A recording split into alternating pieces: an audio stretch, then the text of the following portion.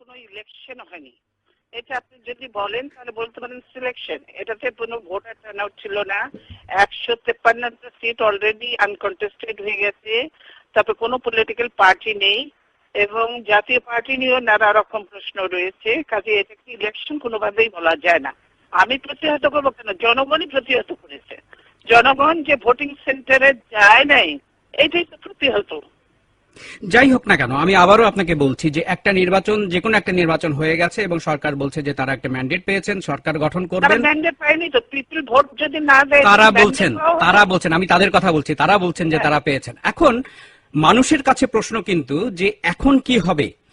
তো আমরা চাই সবসময়, বিএনপি সবসময় শান্তি বিশ্বাস করে, উন্নয়নে বিশ্বাস করে এবং গণতান্ত্রিক যারা অব্যাহত থাকে সেটা বিশ্বাস করে। সেই জন্যই তো আমরা আলোচনা বারবার বলেছি আলোচনা করো, কিন্তু গভর্নমেন্ট নিজেরাই আলোচনা থেকে সরে যেয়ে একতরফা ইলেকশন করতেছে, ওয়ান পার্টি ইলেকশন। কারণ যে তারা ডেমোক্রেসিতে বিশ্বাস করে না, তারা বহুদলীয় গণতন্ত্রে বিশ্বাস করে না, বহু দলের নির্বাচনে অংশগ্রহণ করাতে বিশ্বাস করে না। সেই জন্যই তারা ওয়ান সাইডে সবকিছু করে যাচ্ছে। আমরা শান্তি চাই, আমরা উন্নয়ন চাই। আলোচনার মাধ্যমে এই যে সমস্যা হয়ে আছে এই সমস্যার সমাধান চাই।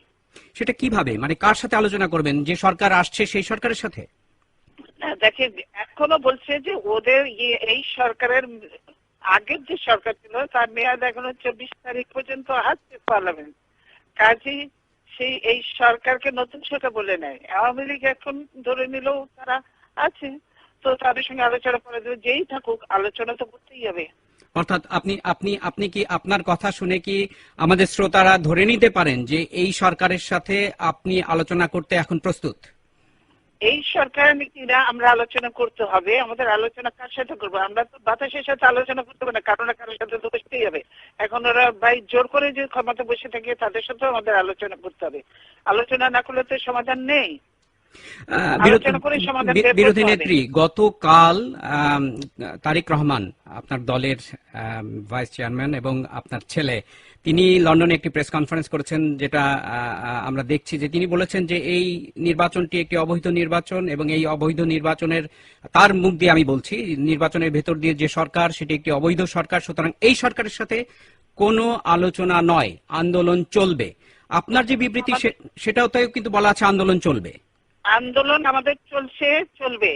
এখন যদি সরকার এই সরকার নয়, আমরা সবসময় আলোচনাতে বিশ্বাস করি। সেটা আলোচনা আমরা সবার সাথে করতে চাই, কিন্তু সরকারকে সেই আলোচনা করতে হবে যে পরিবেশ তৈরি করে। আমার নেতা কর্মীরা সব জেলে, সিনিয়র লিডাররা সব জেলে, আমার আর যারা কয়েকজন বাইরে আছে তারা সব হাইডিং, কেউ কারোর সাথে কোনো যোগাযোগ নয়, কিছু না। আমি হাউস অ্যারেস্ট, আমি বন্দি, আমি কারোর সাথে কথা বলতে পারি না, দেখা করতে পারি না। তাহলে কেমন করে, কার সাথে আলোচনা? বিরোধী নেত্রী, আপনি বলছেন যে আপনি আলোচনায় প্রস্তুত এবং আপনি আপনার কণ্ঠে আমি যেটা বুঝতে পারছি, এখন আলোচনা প্রস্তুত না। আমি বলেছি আমরা সবসময় আলোচনা, কিন্তু এখন আপনি কি চান, কিভাবে সেটা শুরু হতে পারে? আপনার ফর্মুলাটা কি? প্রথম ভাবে শুরু হতে পারে আলোচনা পরিবেশ তৈরি করতে হবে। সেটা কিভাবে হবে? সেটা হতে হবে আমার নেতা কর্মীদের সবকে ছাড়তে হবে, মিথ্যা মামলা প্রত্যাহার করতে হবে এবং যারা ওই যে হাইডিং এ আছে তাদেরকে যাতে কোনো রকম বাধা বিঘ্ন সৃষ্টি না করে। আমাদের অফিসগুলো বন্ধ রয়েছে। 2টা অফিসের মধ্যে পুলিশ কাউকে যেতে দেয় না। অফিস ওপেন করতে হবে।